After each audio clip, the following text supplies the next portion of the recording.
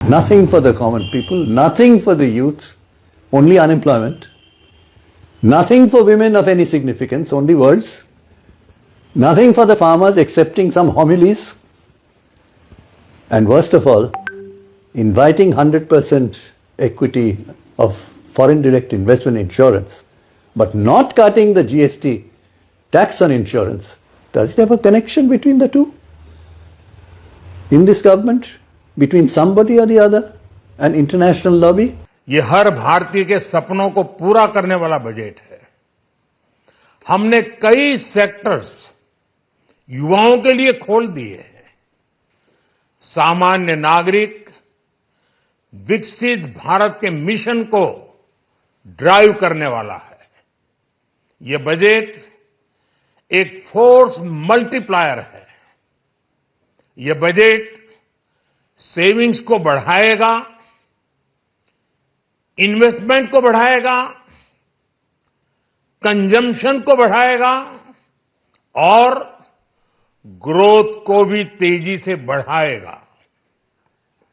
मैं वित्त मंत्री निर्मला सीतारमण जी और उनकी पूरी टीम को इस जनता जनार्दन का बजट, पीपल्स का बजट, इसके लिए बहुत बहुत बधाई देता हूं। बजट में किसानों के लिए जो घोषणा हुई है वो कृषि क्षेत्र और समूची ग्रामीण अर्थव्यवस्था में नई क्रांति का आधार बनेगी।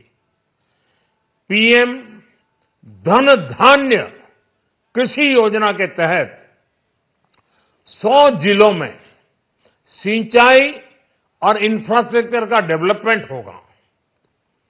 किसान क्रेडिट कार्ड की लिमिट 5 लाख तक होने से उन्हें ज्यादा मदद मिलेगी। এই বাজেটের প্রচন্ড প্রশংসা করছি এবং আজ অবধি কোনো সরকার এখনো সিনিয়র সিটিজেনদের জন্য চিন্তা করেনি। এই সরকার বাজেটে সিনিয়র সিটিজেনদের জন্য অনেক সুবিধা দিয়েছে, হ্যাঁ ডবল করেছে। আর তা বাদেও নিম্ন মধ্যবিত্তের 12 লাখ টাকা বাড়িয়েছে। এটা একটা অভূতপূর্ব। এই কংগ্রাচুলেশন সেন্ট্রাল গভর্নমেন্ট। যারা এই সেগমেন্টে প্রাইভেট সেগমেন্টে একটু লোয়ার লেভেলে আছে তাদের ক্ষেত্রে এটা সুবিধা হয়েছে, যাতে 5-6 লাখের মধ্যে প্যাকেজ আছে। আগে যেমন স্ল্যাবটা ছিল 6 লাখ হলে হতো, সেই ক্ষেত্রে একটা বেনিফিট পাবে। ইভেন তার উপরে যে স্ল্যাবগুলো করা হয়েছে 15% বা 20%, সেখানেও ছাড় দেওয়া রয়েছে। সেই ক্ষেত্রে প্রাইভেটে আমরা যারা আছি তাদের ক্ষেত্রে বলা যেতে পারে লো লেভেল থেকে হাই র্যাঙ্ক অবধি যারা আছে একটু বেনিফিটেড হয়েছে।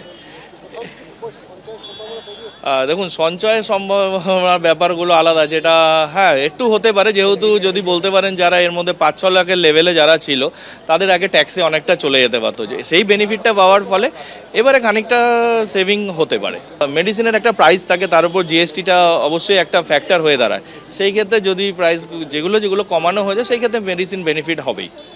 আমার মা ক্যান্সার পেশেন্ট ছিল। আমাদের রাজ্যে বা দেশে প্রচুর ক্যান্সার ট্রিটমেন্ট করার কিন্তু অবস্থা কিন্তু অতটাও ভালো না, এবং সবচেয়ে কথা কেমো বা এই নিয়ে একটা পেশেন্টকে যতটা লাইনে থাকতে হয় বা হেন করতে হয়, এগুলো কিন্তু যাদের একটু উচ্চ মধ্যবিত্ত ছাড়া কিন্তু নিম্ন মধ্যবিত্তর ক্ষেত্রে যদি এই স্কিমটা যদি কাজে হয় এবং সেটা কত দ্রুত হবে, তার যদি তাড়াতাড়ি হয় তাহলে আমি বলবো ভালো।